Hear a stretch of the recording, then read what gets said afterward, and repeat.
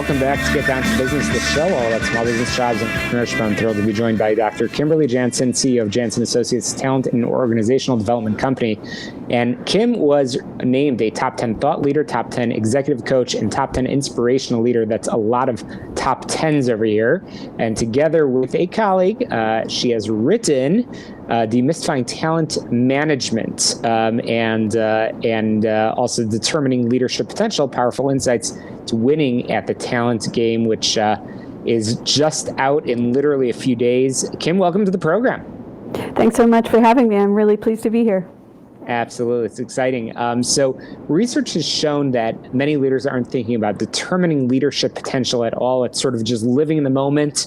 What do we need to do to get through the day? But I know in your book, again, it's called Determining Leadership Potential, Powerful Insights to Winning at the Talent Game.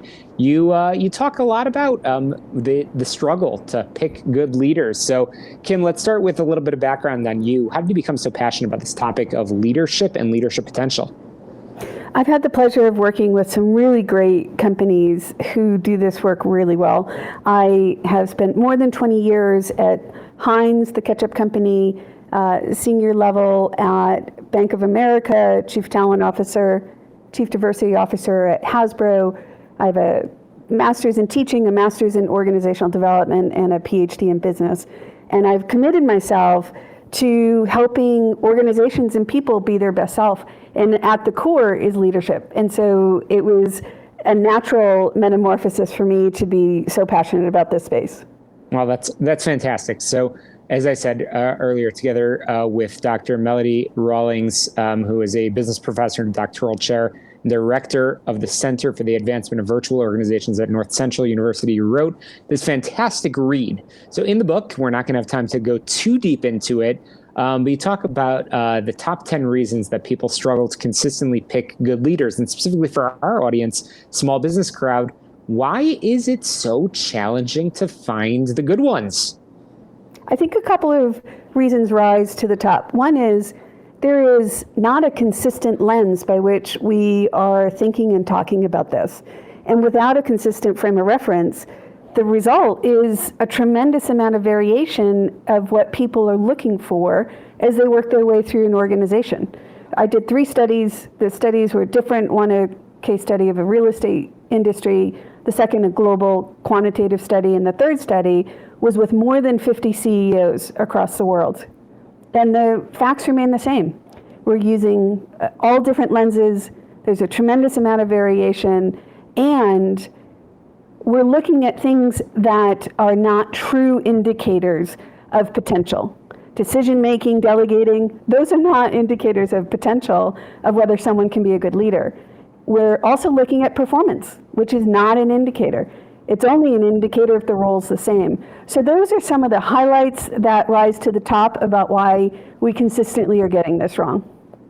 Wow, absolutely. And it's interesting, as you argue in the book, that performance is often used as a key criteria for leadership, but it really is not. It's really not a key criterion. And that's the challenge that often I think is unique in this environment of searching for talent. So when we talk about talent, you argue that bias frequently impacts talent management. Can you tell us a little bit about that? You know, as humans, we survive based on preferences and biases.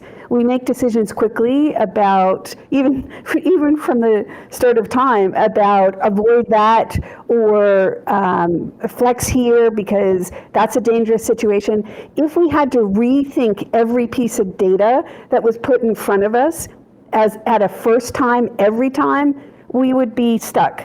And the research shows that we start to have preferences right from the birth. And the reality is, based on who we spend our time with, our socialization, our personality, we have preferences. So biases are a natural part of who we are, but when they are unchecked or we operate based on assumptions, then that creates barriers in terms of how we think about people. And there's a lot of negative ways in which we do that. We make rules about how effective people are based on how they look, their physical features. There's some great research that says if you submit a resume that's equal in in the same way, and it's a man and a woman, the male will get the nod.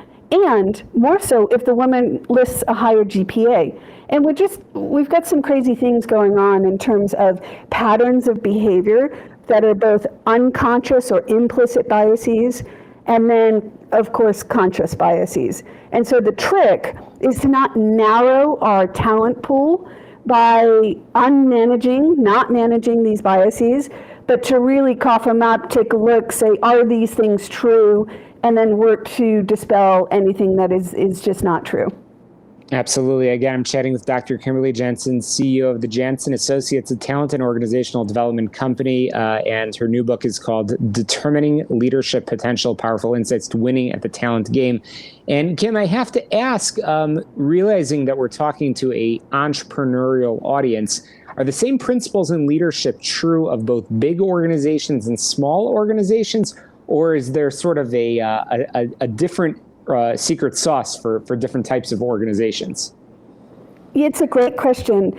I have found that there are a lot of core principles that must be true and actually become even more true for smaller organizations.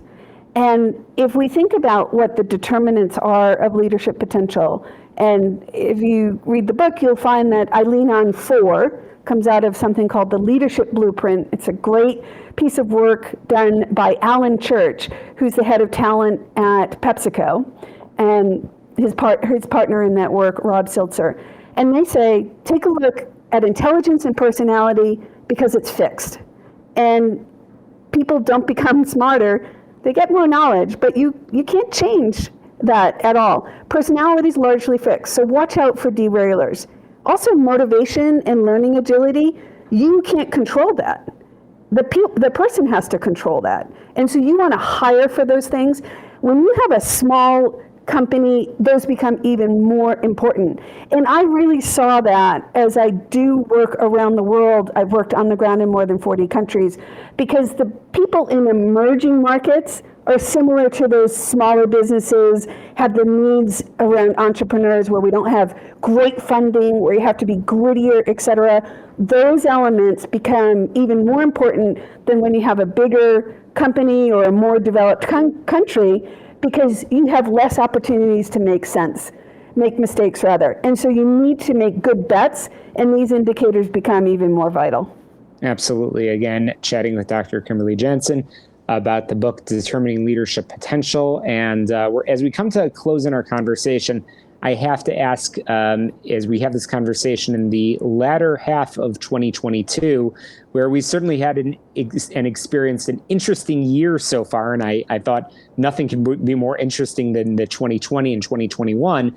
But as we talk about leadership, as we talk about employment, as we talk about talent, certainly it's been an interesting period of time. Kim, what would you, if you were to take out that crystal ball, what would you anticipate looking ahead in terms of companies looking for talent? Do we have a good glide path forward, or are there rocky times ahead? I think we've got some headwinds in front of us, and I think we're in a leadership crisis. Whether you see the churn through the economy, recovering from the pandemic, the challenges around the global dynamics and government, et cetera, we don't have enough good leaders yet to help us navigate that. And we're in a talent shortage. More than 10,000 baby boomers every single day turn 65. So people are leaving the workforce in droves. We've got the great resignation going on where people feel like they want to make different choices for them. So if our pool is smaller, but our needs are greater, then we have a real conundrum. And so companies need to buckle down and really dig in to choose the right people. Absolutely. And then to develop them well. Absolutely. Kim, you've already shared so much with us about leadership and leadership potential. And I know you've got a lot more about the leadership blueprint in your book, which I want to send our listeners to. So how can people get in touch with you, your team, and pick up a copy of the book? Thanks for asking. A couple of ways. Certainly through all the major publishing distribution centers such as Amazon and bookstores. we also built a resource for folks because we care so much about that. It's called determiningleadershippotential.com. We'll keep adding to it. They can reach me directly through jansonassociates.com or kim@jansonassociates.com, or our number, which is 866-WE-UNLEASH. Okay, fantastic. Kim Janson, thanks so much. The book is Determining Leadership Potential. Websites, determiningleadershippotential.com and jansonassociates.com. Got to squeeze in a quick break here and get down to business. More when we return, so don't touch that dial. We'll be right back.